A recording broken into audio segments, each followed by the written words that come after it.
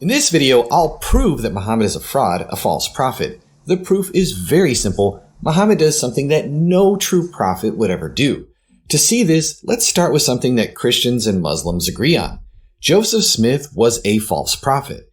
Smith started the Mormon Church in 1830, saying that he was a true prophet of God. Now, just imagine this hypothetical dialogue between Smith and the Christians of his time. So, why should we think that you're a true prophet of God?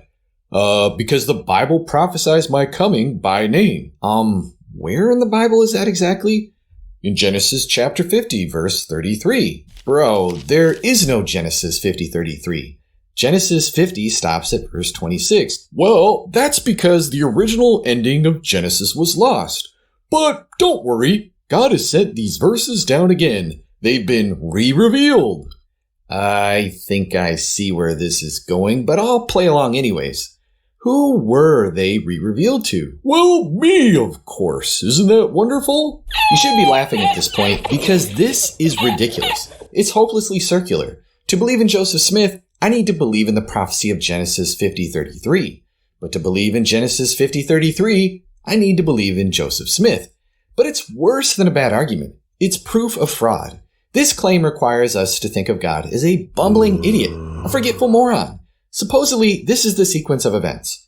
Number 1, God sent down a prophecy that Joseph Smith would come. Number 2, over time, God allowed every trace of that prophecy to disappear from the face of the earth.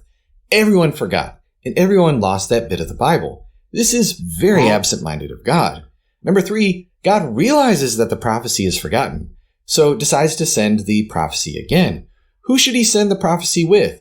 God makes the worst possible choice. He sends the prophecy to the person that the prophecy is about. Unfortunately, God doesn't seem to realize how utterly pointless and hilariously inept this actually is. Given that God isn't a moron, this is all nonsense. We know what really happened. Smith tried to write himself into the Bible. It's like writing your own job reference or giving your own business a 5-star review. It's as convincing as if he turned up with a name badge saying, "Hello, I'm foretold. Just ask me." Let's call this the self-certifying strategy, or SES. So here's my claim. No true prophet would ever attempt the self-certifying strategy.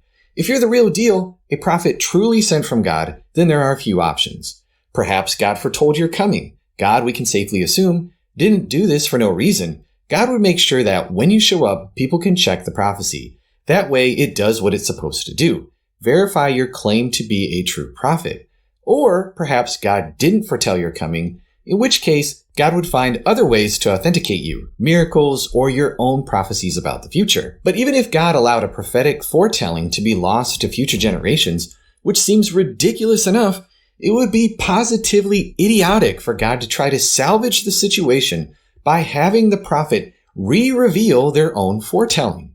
Given that God wouldn't attempt something so stupid, anyone who tries to attempt the self-certifying strategy is a fraud.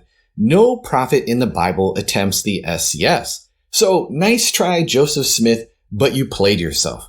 Here's the point. Muhammad attempted the self-certifying strategy. He claimed that his coming as a prophet was foretold by name by a previous prophet. This prophecy was lost from all memory and all historical records, and then God sent the prophecy about Muhammad again, and God sent it through Muhammad. This is Surah 61:6. And remember, Jesus, the son of Mary, said, "O children of Israel, I am the messenger of Allah sent to you, confirming the law which came before me, and giving glad tidings of a messenger to come after me, whose name should be Ahmad." There it is. 3 steps in 1 verse. Muhammad attempted the self-certifying strategy. Surah 61:6 claims that Muhammad's coming was foretold by Jesus by name.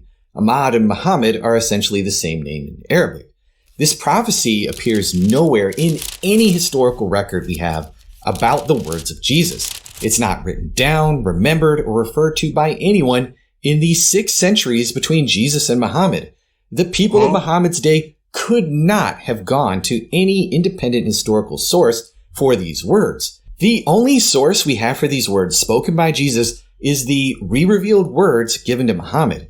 God, having allowed Jesus' words to be lost, has re-revealed them through the prophet that they are about. Rather than allowing Muhammad the basic dignity of letting his listeners independently check this foretelling, God forces Muhammad to self-certify. It's humiliating. None of this assumes anything about the New Testament or the Gospels or Jesus or the Bible or the church. It is an internal check, a test that no true prophet would fail. Muhammad fails decisively. No true prophet would say, I was foretold by God, but only I know about it. But Muhammad does reject him.